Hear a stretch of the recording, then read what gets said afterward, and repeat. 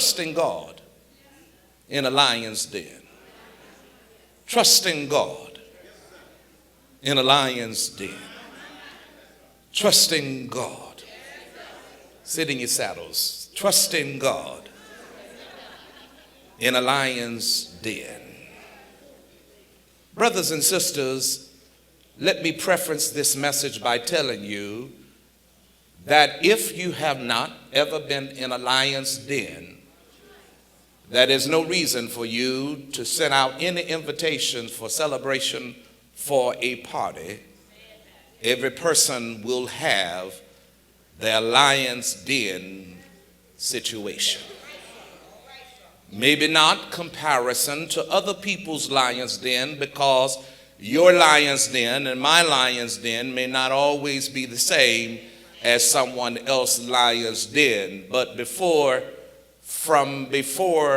somewhere between from the cradle to the grave, somewhere in between from the cradle to the grave, you will have a lion's den situation.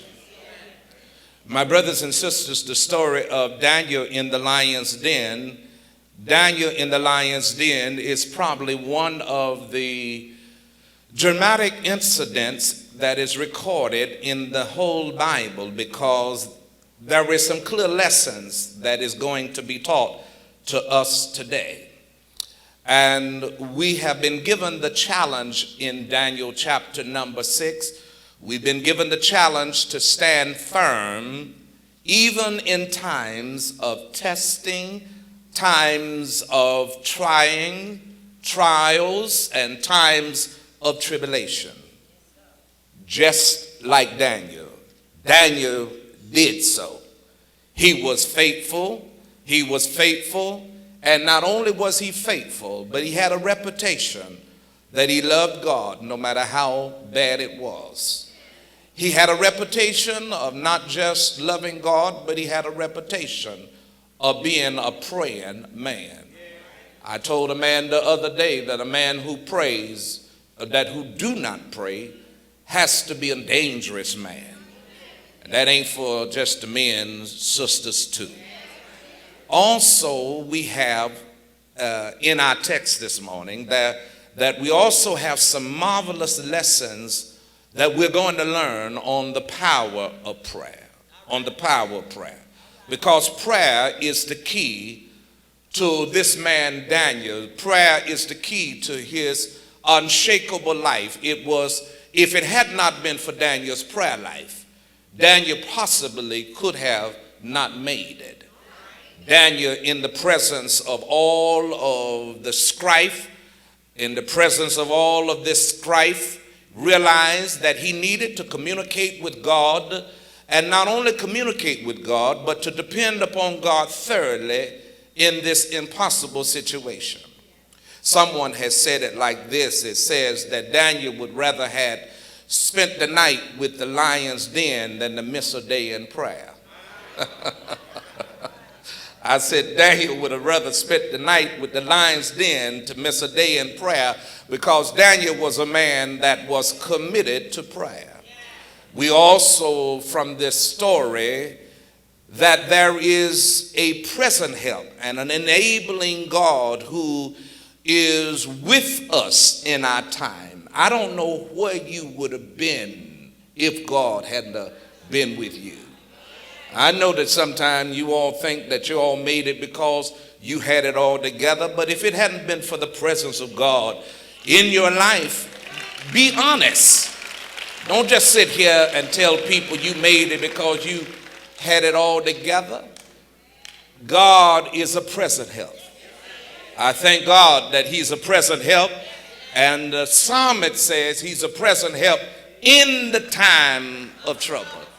And can y'all say that today, that he's been with you in your troubles, out of your troubles, and in your troubles, and out of your troubles. And come on, I'm trying to get somebody to talk to me. In your troubles and out of your troubles, and in distress, he was with you. When mother died, he was with you. When father died, he was with you. When sister died, he was with you. When mother, when sister and brother and adversity and divorce and adoration, all of this stuff, tell your neighbor, down through the years, God has been with me all the way. I want you to look with me for just a moment, brothers and sisters, because Daniel in the lion's den is a story that probably we've heard as growing up. But I want you to know today that there's a few snapshots that I want to write on the table of your hearts, if you don't mind. I want to write on the table of your hearts a few observations in this text. I want you to see this morning the danger that threatened Daniel. The danger that threatened Daniel.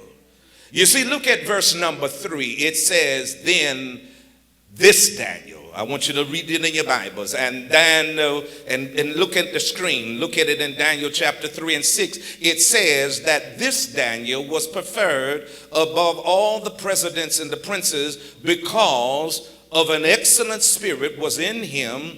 And the king thought to set Daniel not just over some of the kingdom, but over the whole realm. You see, Daniel was so impressed, and he so impressed the king that this king decided that he was going to put Daniel over all the kingdoms, as it states in verse number 3.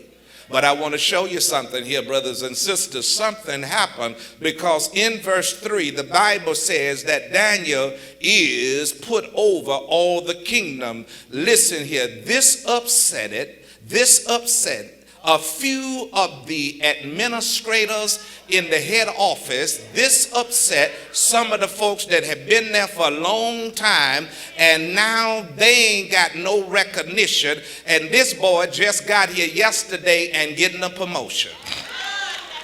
Come on, help me here. This boy ain't been here long as Hattie Mae been here. She been here 100 years, and I just showed up all of a sudden, and God done gave me 3 promotions. Look at your neighbor and say, let him talk to you. In other words, this upset some of the administrators and the leaders of his day so much that verse number 4 says that they wanted to find some grounds to make some charges against Daniel.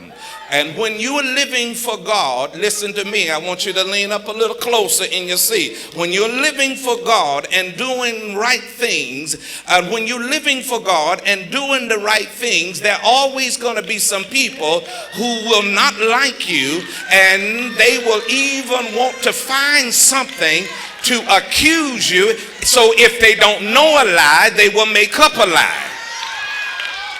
Lean up to me. I hope you ain't talking to nobody. Listen, don't talk to nobody that's going to distract you out of this sermon. Don't talk to nobody on your road that's going to try, because they don't want to hear what I got to say. So you tell them, talk to me after the service, because I want to hear Pastor today. Because you see, listen here, there will be some people in your life like these men, because verse 4 also said that they were not able to find any corruption, Stephanie, on him, because he was trustworthy, and neither could they find anything in him because, listen here, he was not corrupt, or there was no negligence, because the Bible said Daniel was known for his belief. He was known for his faith in God. And let me show you why one thing about Daniel was so noticeable. And can y'all just look at me for just a moment? That one thing that was so noticeable about Daniel, it was right there in verse 3. And y'all was reading so fast until you ran right by it, so y'all didn't realize what the boy had. And this is what got him where he got, and this is what gave him what he had. And this ain't got nothing to do with him. If you had read verse 4, you'd have saw why he got what he got, because it said he had an excellent spirit within himself. Oh, my brothers and sisters, when you got a nasty spirit, God cannot help you. When you got a nasty, conniving spirit, you will get left out all the time. When you got a jealous spirit, you will always be at the back of the line. When you got a spirit that you don't like people and you always conniving to help other folk, tell your neighbor, I will always leave you. Because when you got an excellent spirit,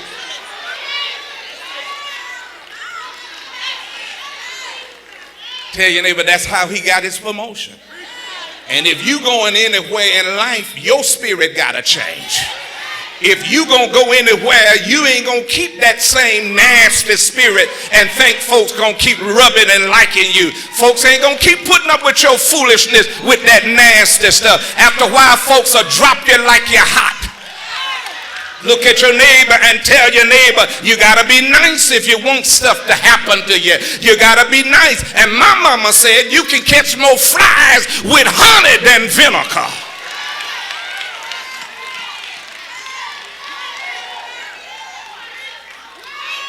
I've never had to make a friend because everybody wanted to be my friend. And when you got to always be making friends, you ain't got nothing anyway. It ought to be folks that want to be around you because you got an excellent spirit. You ain't nobody that talk about folk and that backstab and talk about people and get at home and talk about Reverend Carter and Sister Carter and Sister so-and-so and Sister so-and-so and Sister so-and-so. Look at your neighbor and ask your neighbor, do you have an excellent spirit? So if you don't, let me move to another seat on the other side, because a person that don't have an excellent spirit ain't nobody you want to be around. I'm going to preach it all today because the devil up in here, so I'm going to preach it all today. I got to let him know I ain't scared of him, and he know I don't like him, and he know I'm going to put something on him because this ain't the church for him to be at. High five your neighbor and say, let Pastor preach it all today. Look at your neighbor and tell your neighbor, he got what he got. That ain't the right person. They so dry. Tell him to somebody else. Say, sorry, I got to talk to somebody. He got what he got because he had an excellent spirit within himself. Devil, and here's something I want you to see. Look at the word excellent. Excellent.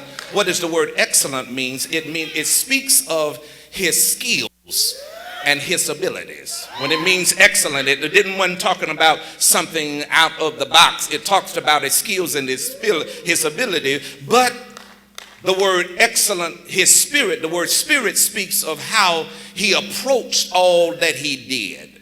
Because it's not one thing of having an excellent spirit, it's how you approach. Some folks tonight have ability, but they don't have no spirit. You see, when it says that he had an excellent spirit, it means excellent meant his ability and his ability, and not only his ability, but his skill, but the spirit was the way he approached stuff. You see, a lot of folks can do stuff, but they don't have the right approach. And why would you sing if you ain't got the right approach? Why would you usher if you ain't got the right approach? Why would you be a pastor if you don't have the right approach? I don't care how good you sing. If you're nasty, sit down. I don't care how good you can look. If you're nasty, sit down. I don't care how well you can read. If you're nasty, sit down. I would rather for somebody that can't do nothing but split verbs and don't say this and that, but if they got a good spirit. Look at your neighbor and say, check your spirit.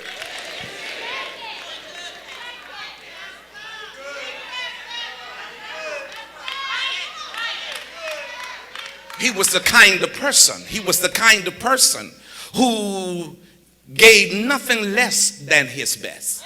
He didn't have to have nobody looking over him. It was easy to understand why King Darius put this man over all of his stuff. But as consequently, let me move on. Let me press this message up a little bit and speed it up. Can I press on the gas a little bit? I promise not to go over the speed limit, but I do want to pick my pace up a little bit, because consequently, he had some enemies.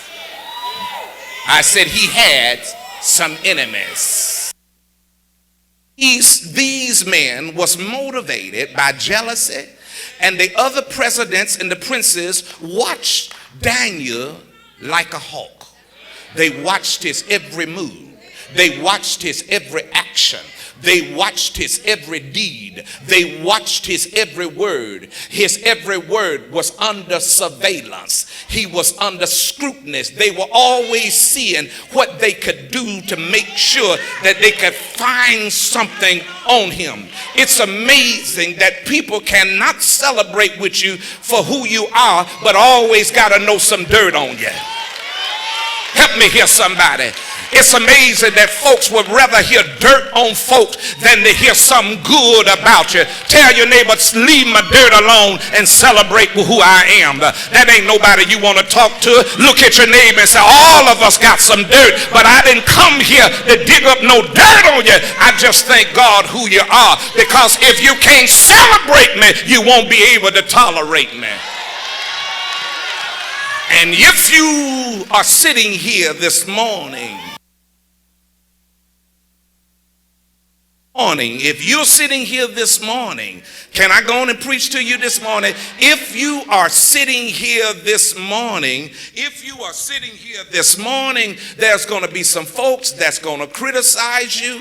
You're going to find out Daniel's, can I preach it in here? Daniel's peers was very jealous of him. They were very jealous of him. They were jealous of him, and this jealousy leads to hate. And how many of you all believe me when I tell you that jealousy leads to hate? Jealousy leads to hate. Jealousy don't lead to love. Jealousy leads to murder. Jealousy leads to backstabbing. Jealousy leads to ditch digging. I'm making some folks uncomfortable. Will you all help them on y'all's road today? I'm making some folks suffocate. I'm sorry, but we don't have no oxygen mask to give to you. Jealousy is not something that we're going to give you any comfort to. Without a doubt, these presidents and these princes took every step to dig up some dirt. Come on with me, y'all. I'm getting happy, y'all. Listen here, they tried everything to dig up some dirt on Daniel. They even hired a private investigator to follow Daniel. They put investigators and private eyes behind the scene to find something on this man of God. We got to find something on Pastor. We got to find something on Pastor. He leading our church. We got to find something on him, because all these folks are doing stuff, and we got to find something. The Bible says that they could not find. Look at it, y'all. Check it out. Look at verse 4, 5, 6, 7. It's somewhere down in here. I don't know where it is, but y'all can find it for me. The Bible said that they couldn't find no occasion. I don't know what verse that was in, but they could not find no occasion. I'm lost, y'all. I don't know what verse that is. I don't know what verse that is in, but it said they couldn't find no occasion nor fault. Neither could they find any error, and they found no fault was found in him. There was no fault found in him. It was for him to be the prime minister, to be put in the royal court as president. The presidents and the princes and all the other officials was determined to bring Daniel down. Brothers and sisters, let me say something to you. That the story of every Christian that's in here who is determined to live faithfully to Jesus, and I want to tell you that because they don't tell you at the church down the street. The church down the street don't tell you this, but I'm going to tell you that if you start living for the Lord, there's going to be a way that you're going to say, there's no way that I'm going to escape some stuff in life. There's some stuff that you got to go through that your mama can't keep you from. And the only reason why that some of y'all ain't going through, it ain't your time yet. But ain't no need of you sitting up in here celebrating the fact that I'm catching hell. You just catch your breath. Y'all missed it. Y'all missed it. I said, don't worry about me catching hell. You just catch your breath. Y'all look at your neighbor and tell your neighbor, don't worry about me catching hell. Just catch your breath, because you're going to need it.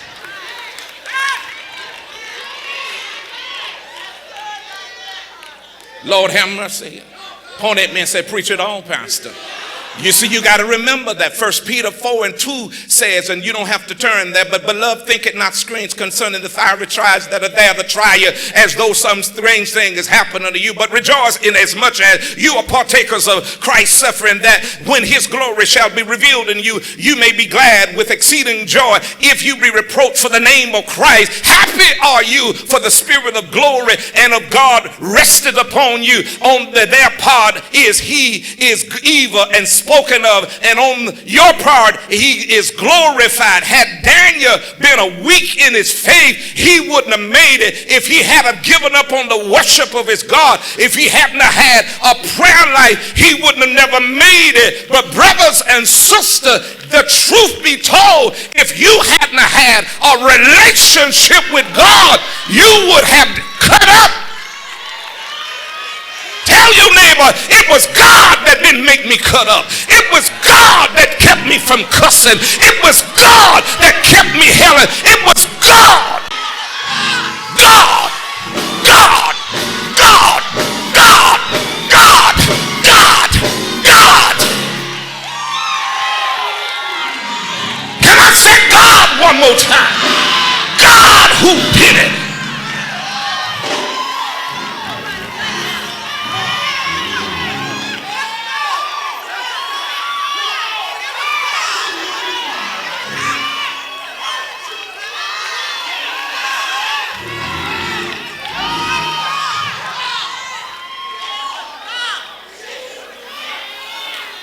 Tell somebody, every time I took a hit, I got strong in my life. Every time I took a hit, I'm looking at folks right now, have taken a lot of hits. You've taken hits from your relatives. You've taken a hit in your marriage. You've taken a hit in your body. Your body ain't doing like it ought to do. Devil trying to make you get sick when you ought to be living. You're taking a hit in your money. You ought to be on top when you know the devil is trying to drag you down. You've been taking a hit, and then you got to run with Negroes that want to hit you every now and then. Tell somebody, when I take a lick, I keep on ticking.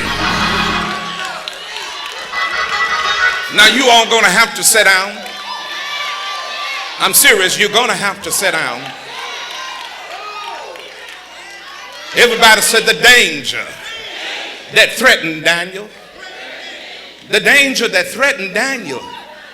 Don't show out. We got visitors here today. Don't show out. We got company here. Don't show out too much.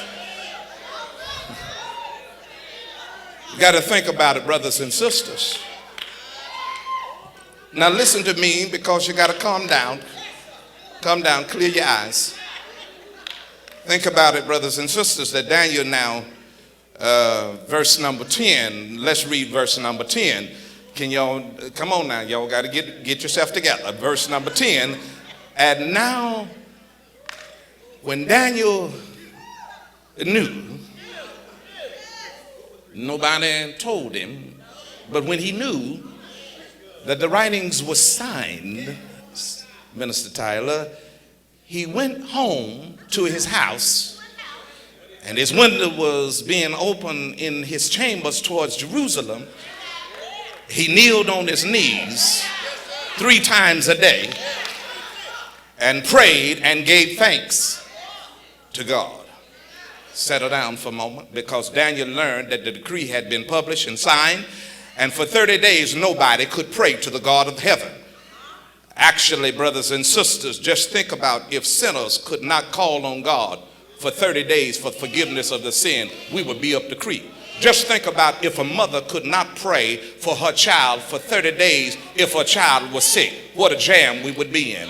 What an ordeal it would be that if a father could not pray for his family for 30 days, if the family were, what an ordeal it would be. Lord, help me preach your word. What it would be if you and I could not pray for 30 days or call on the God of heaven. What if we couldn't do? I don't know about you all, but brothers and sisters, friend, you've got to remember that we can't do nothing without prayer. We cannot even live a successful life without prayer.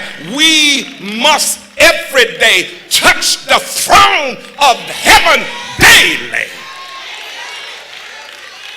Less long, 30 days.